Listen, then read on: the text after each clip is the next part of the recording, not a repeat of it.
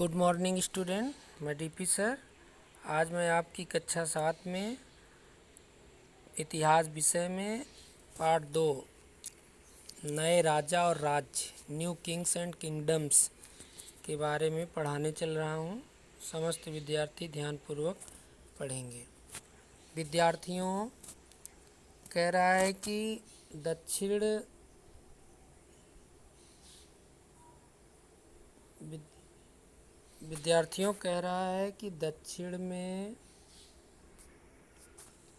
दक्षिण भारत में विकसित होने वाला सबसे महत्वपूर्ण राजवंश।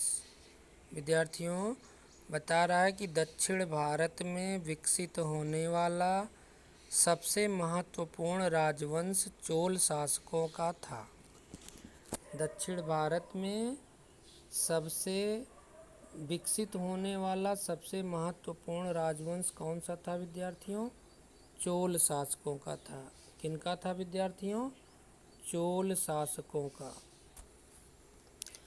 अन्य राजवंशों करा विद्यार्थियों, इसके अलावा अन्य राजवंशों जिनमें कौन थे?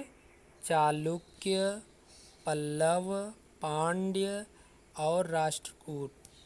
करा अन्य राजवंशों में चालुक्य वंश, पल्लव वंश, पांड्य और राष्ट्रकूट वंश था।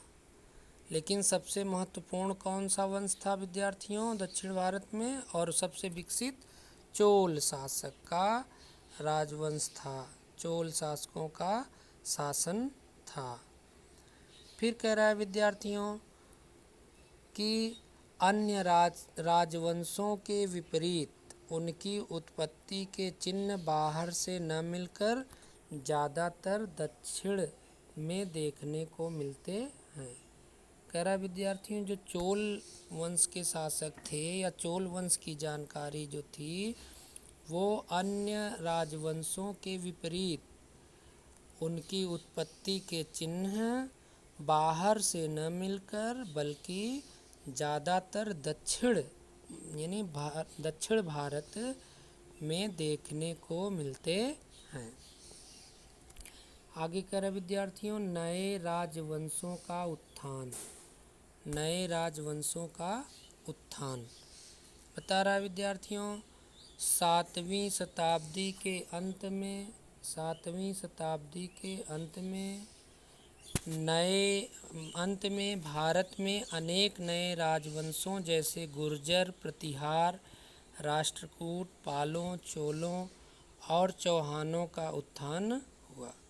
विद्यार्थियों बता रहा है कि 7वीं शताब्दी के अंत में भारत में अनेक नए राजवंशों जिनमें गुर्जर राजवंश, गुर्जर प्रतिहार राजवंश, राष्ट्रकूट राजवंश, पाल राजवंश, चोल राजवंश एवं चौहान राजवंशों का उदय हुआ या उत्थान हुआ।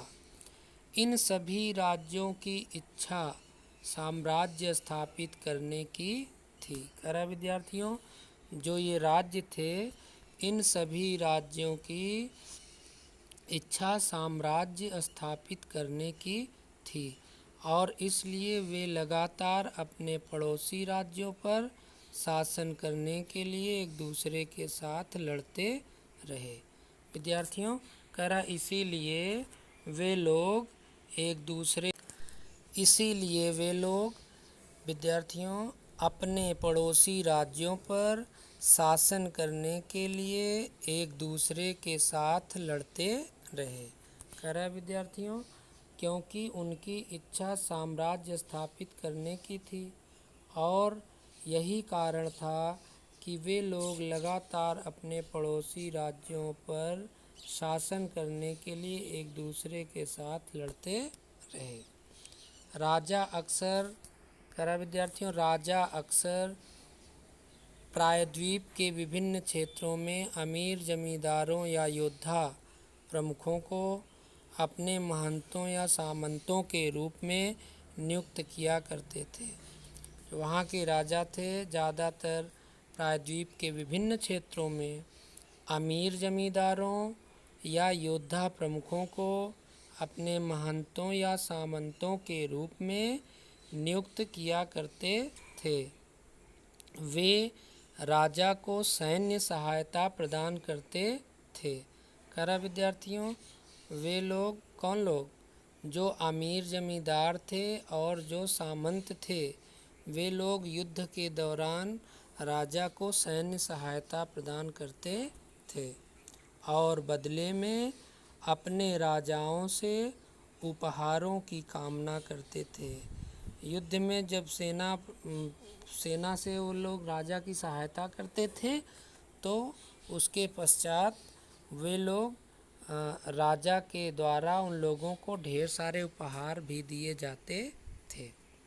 राजा प्रशासनिक मामलों की देखभाल के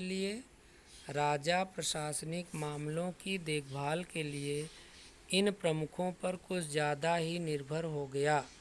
करा विद्यार्थियों, जो राजा था वो प्रशासनिक मामलों की देखभाल के लिए इन जमींदारों और सामंतों पर कुछ ज़्यादा ही निर्भर हो गए थे, जिसकी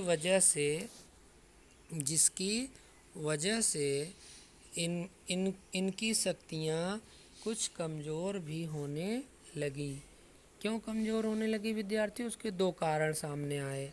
पहला कारण यह सामने आया कि ये सामंत और जागीरदार या जमींदार आम जनता को सताने लगे, आम जनता का शोषण करने लगे, जिसके वजह से आम जनता, चूँकि अब राजा के नाम से शासन चलता था, तो आम जनता यही समझती थी कि राजा के ही द्वारा ये लोग नियुक्त किए गए हैं, राजा की ही मन से, राजा की इच्छा से ये लोग तमाम कर वसूल करते हैं, तमाम अत्याचार करते हैं। और राजा भी ऐसे कमज़ोर होता गया कि इन लोगों को यह गुमान होने लगा कि अगर हम राजा को सैन्य मदद नहीं देंगे, तब राजा किस प्रकार युद्ध कर पाएगा? तब तो वह युद्ध ही नहीं कर पाएगा और उसकी हार हो जाएगी। इस राजा की इस कमजोरी का ये लोग आगे चलकर फ़ायदा उठाने लगे।